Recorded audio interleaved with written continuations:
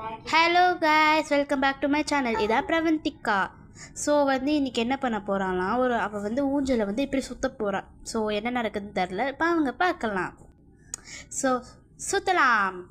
சுற்று சுற்று சுற்று சுற்று சுற்று சுற்று சுற்று சுற்று சுற்று சுற்று சுற்று.